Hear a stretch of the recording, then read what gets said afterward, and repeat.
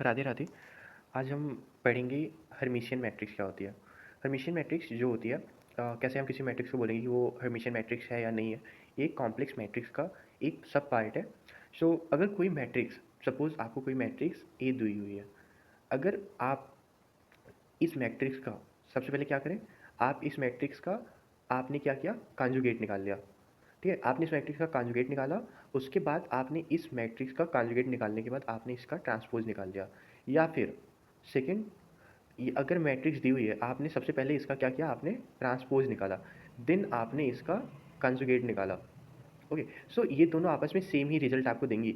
और ये करने के बाद आपको जो इनिशियल मैट्रिक्स ए मिल रही है, इसमें भी अगर इनिशियल मैट्रिक्स ए मिल रही है, तो हम मैट्रिक्स ए को बोलते हैं हर्मिशियन मैट्रिक्स। और हर्मिशियन मैट्रिक्स को हम रिप्रेजेंट करते हैं ए स्टार। तो ये क्या होता है, ये होता है conjugate, conjugate of transpose, transpose of ए।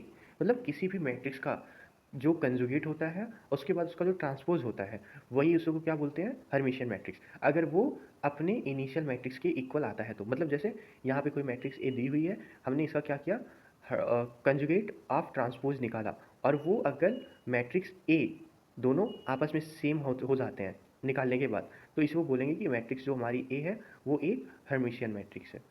सो मैं आपको एक एग्जांपल से समझाता हूँ, उससे आपको काफ़ी क्लियर हो जाएगा कि हर्मिशियन मैट्रिक्स किसको कहते हैं।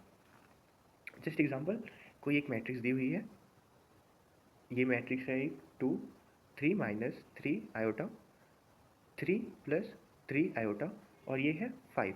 अब सबसे पहले हम क्या करेंगे इसका, देखिए चाहे आप सबसे पहले कंजुगेट निकालिए, या सबसे पहले आप ट्रांसपोज निकालिए, देन उसके बाद आप ट्रांसपोज लीजिए या फिर कंजुगेट लीजिए, तो आपको वो सेम ही रिजल्ट देंगे। सो अगर सबसे पहले हमने क्या किया, यहाँ पे हमने इसका ट्रांसपोज निकाला, तो ट्रांसपोज हमें पता है क्या होता है, रो और कॉलम क्या इंटरचेंज हो जाते हैं, तो ये हो जाएगा 2 3 plus 3 iota, 3 minus 3 iota and 5। And then हम क्या करेंगे, इसका ट्रांसपोज ले लेंगे। ठीक है, तो ट्रांसपोज जब लेंगे तो ये क्या हो जाएगा, ओ सॉरी, कंजुगेट ले लेंगे, तो कंजुगेट लेंगे, तो हम जब कंजुगेट लेंगे तो ये क्या हो जाएगा, 2 का तो 2 ही रहेगा, और ये हो जाएगा 3 माइनस 3 आयोटा, क्योंकि हमें पता है ना, अगर a प्लस आयोटा b है, ओके, सो इसका जब कंजुगेट लेते हैं, इसका कंजुगेट क्या हो जाता है, ये हो जाता है a माइनस आयोटा b। ठीक है, तो कंजुगेट निकालते के टाइम हम क्या करते हैं, आई को, आयोटा को हम रिप्लेस कर देते हैं माइनस आयोटा के साथ। सो यहाँ पे हो जाएगा ये 2 3 माइनस 3 आयोटा, और ये हो जाएगा 3 प्लस 3 आयोटा, और ये रियल नंबर है तो ये ऐसे का ऐसा ही रहेगा। सो आप देखो यहाँ से आपको ये किसके इक्वल आ गया, मैट्रिक्स ए के।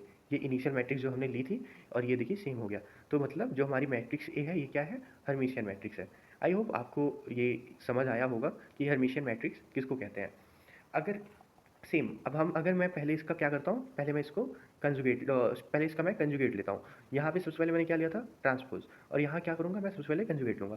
तो जब मैं यहाँ पे कंजुगेट लूँगा मैट्रिक्स ए का, ये क्या हो जाएगा, 2 3 plus 3 iota, 3 minus 3 iota and 5। और देन इसके बाद क्या करूँगा, इसका ट्रांसपोज ले लूँगा।